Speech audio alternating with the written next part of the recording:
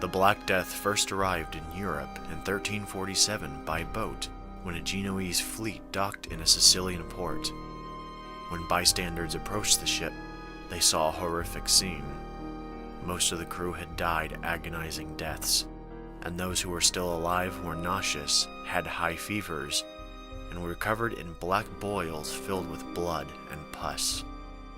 The living crewmen were delirious from the pain, and died shortly after being discovered. The port was closed, but it was too late. The Black Death had planted the seeds of infection that would claim the lives of 20 million people, 1/3 the population of Europe. It would take 200 years for the world to grow back to its previous population. Through the 1340s, Europeans had heard ghost stories about a sickness that was spreading in Egypt, Syria, and China, but no one could have prepared for the horror the sickness brought. The Italian poet Giovanni Boccaccio wrote about the swelling and boils that would emerge under the arms and around the groin. Egg-sized lumps filled with blood and pus would leak and infect anyone who so much as touched them. Aiding in the spread were the other symptoms that included coughing, vomiting, diarrhea, and sweating. Perhaps the more disturbing aspect of the disease was its efficiency. Men would go to bed healthy and die in their sleep. Homes that were free of disease were still at the mercy of rats that spread plague-infested fleas. No one was safe. Even in death, the bodies would pose a health risk to those unaffected. The corpses would continue to expel pus and leak blood, both extremely dangerous. This caused a breakdown of traditional burial procedures. Doctors stopped seeing their patients, priests stopped giving final rites, and the deceased were thrown into plague pits. These mass graves allowed bodies to be disposed of without having to wait for the individual graves to be dug. It was perhaps the most gruesome display of human loss anyone had ever seen. Bodies piled up in the streets, and because of ignorance to things like germs and the spread of disease, more bodies would join them the next day. Some coped by looking outward, and thought the plague was a punishment from God. They would pray, and some would go so far as to flagellate themselves, publicly whipping themselves for hours on end to punish them and each other of what they believed caused the ire of God. Along with the bodies cluttering the streets, towns would be clogged with groups of these zealots who would, ironically, carry the plague from town to town. It seemed that there was no stopping the infection. It challenged what little information doctors had at the time. The loss of so many men, women, and children, along with doctors and priests, led desperate men to take up the mantle of plague doctors. They were many people's last hope in a world engulfed in a fire of sickness. These doctors were usually men who were desperate enough to risk their health in exchange for pay, or delusional enough to wander into infested areas to attempt to cure those infected.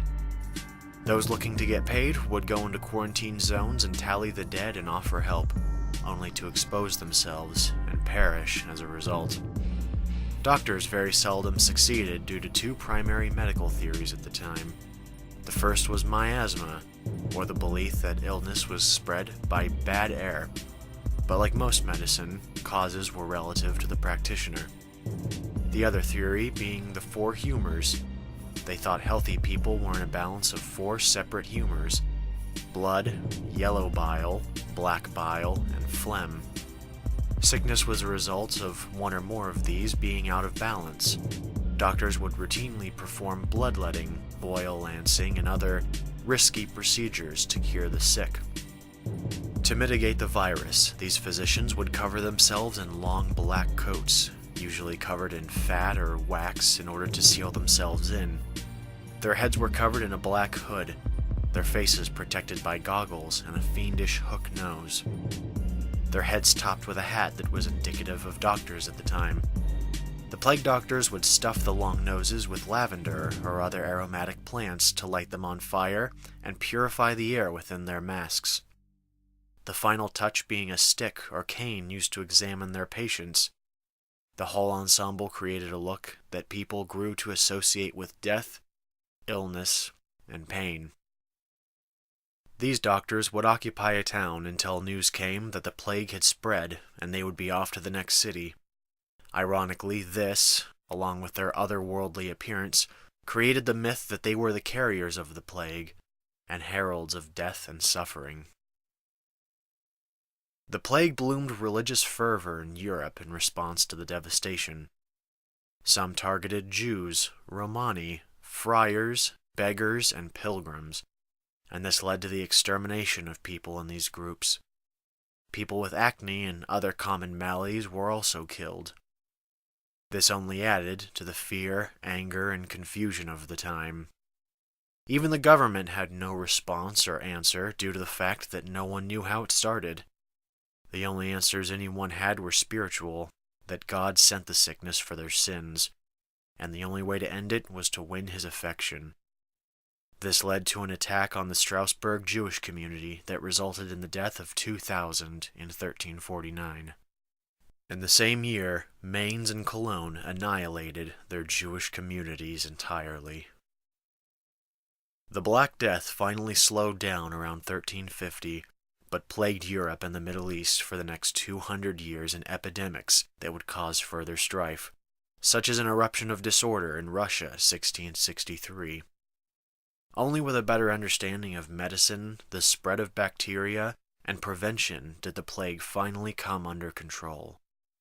The disease still exists, but only in small numbers, and lethality is virtually non-existent.